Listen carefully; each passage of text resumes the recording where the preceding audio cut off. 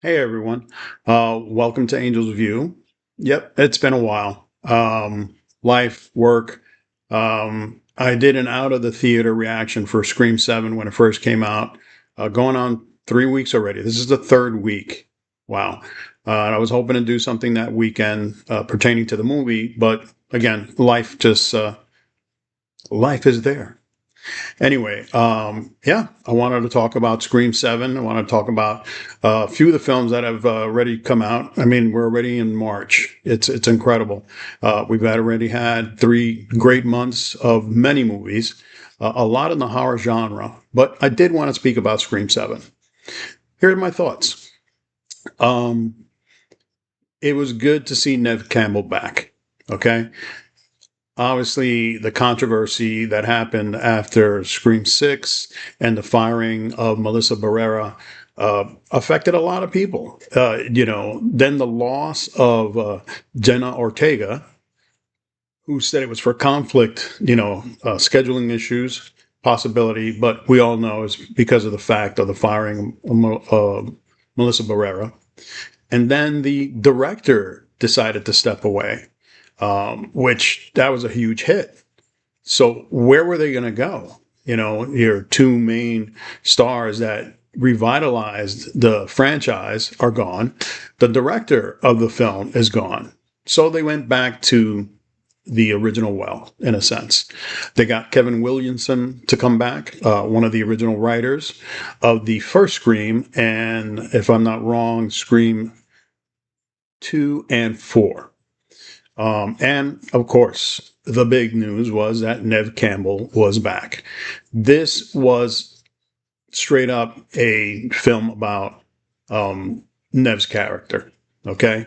At the end of the day, it was great to see her back. Courtney Cox as Gail, also, which unfortunately the character was wasted. Okay, their connection to Scream 5 and Scream 6 were the characters, the actors that played the twins, that were very meta, and the fact that they kept referencing, many things and situations that should happen in a horror film. So that was the connection to 5 and 6, and mention of some of the situations that happened in 6 that happened in New York. Besides that, that was pretty much it. This was all Sydney's story. She's a mom now. She has 3 kids. Um, Her oldest daughter is obviously the focus of the film. How does Sydney protect her family, her daughter, with the once again reintroduction of a ghost face or several ghost faces? The series has, I believe, just almost in a sense hit a brick wall because how do you expand upon it? What do you do now? Do we create a ghost face that's supernatural? Do we bring back one of the original killers, which is obviously one of the plots, one of the subplots in this current film?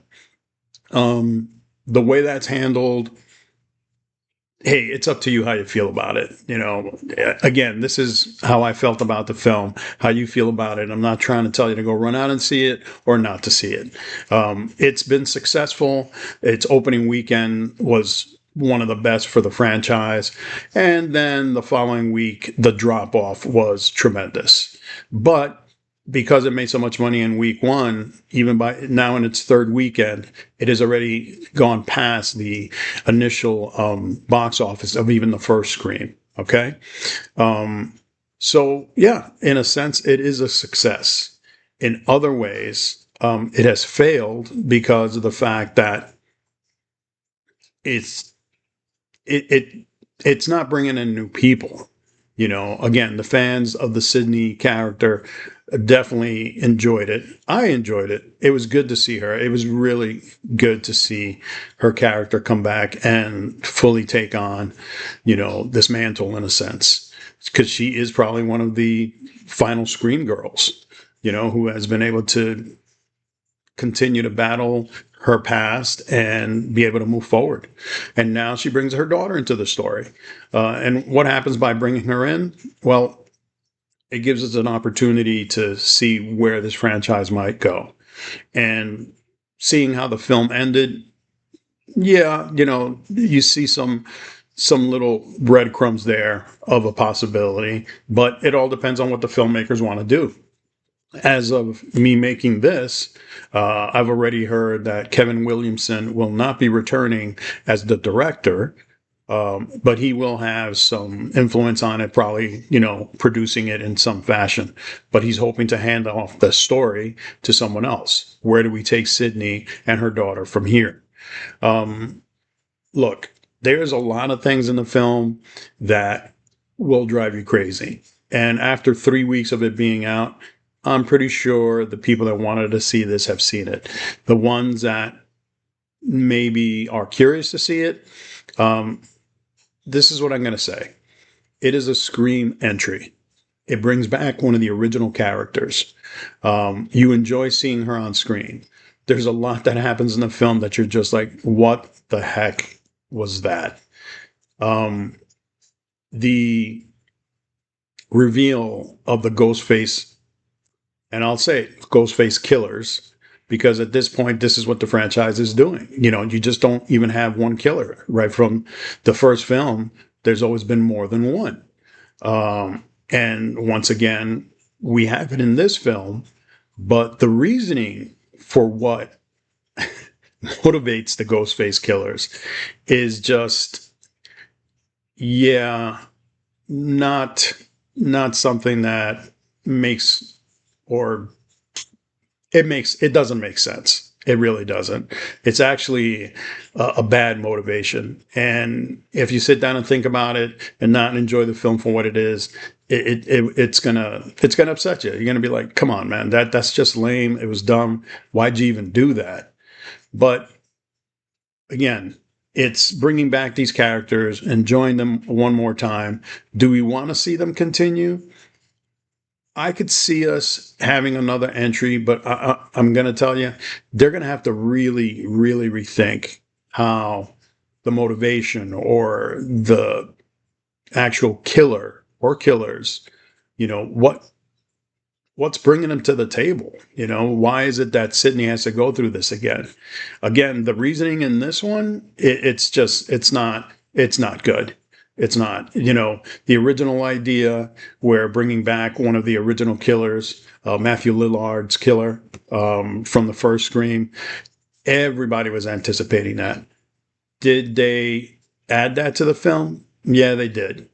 But in one of the worst ways that right now is such a controversy in Hollywood, in film, in TV, through AI, the current Ghostface killers use video of Matthew Lillard's character antagonizing, striking out at Sydney. And when you find out that it was just AI generated, you're like, okay, waste of a great character, waste of an idea that they could have definitely used. Could there be a way that they elaborate and they expand upon that in another movie? Yeah, they probably could. Throw enough money at any actor or at anybody to, honestly, they're going to respond to that.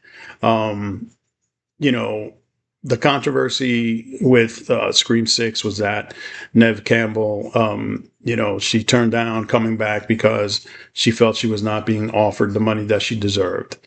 Obviously, with everything that happened in between 6 and 7, it prompted the studio to say, okay, you know what? We're going to pay Neve what she wants to bring her back so we could continue this story and make more money off of this IP. And that's exactly what happened. Because I'm pretty sure, Neve must have sat down and read this script, Courtney Cox, and they probably said, okay, probably not the greatest thing in the world, but at least we have a way to continue the story. I'm even going to say even Kevin Williamson, who had, a hand in the writing of the script, he must have said, come on, there's some logic points in the film that are just, they're not good. they're not good. And again, I'll leave that up to you guys to decide if you go see Scream 7. Again, it's already been out 3 weeks. Yeah, each week it has had a pretty big drop, but it's still doing well overseas. And even here, it's doing decent. Um, I'm pretty sure we'll be hearing an announcement about a Scream 8 pretty soon. Well, with that, I just wanted to say that it's been an interesting time since the beginning of the year up until now with all the films that we've been getting. But it's been hard to sort of, focus my thoughts on certain things or some of the movies I have seen because there's so much negativity that I've been seeing online pertaining to films, the development of films when they get released, stuff about the actors before the movie even comes out, that it sort of turned me off about even commenting or talking about film. You know, I mean, it seems like people are more concerned about an actor's sexuality, their past, if they have a criminal record, what their political stance is, before even watching the movie. And I'm saying to myself, what does that have to do with the product on the screen? I'm going to judge the film by after I watch it or when I'm watching it. I don't care what this person's done unless they've killed somebody. Okay, that there are certain things that you should definitely feel something about, and I get that. But political stance, sexual orientation, the finance of the film, how much the budget is, and everybody's concerned more about this, and especially online. YouTube pundits, people that I enjoy watching and listening to. It's just turned into that's more important than the actual film. We're not even talking about the movie until all this other garbage before it.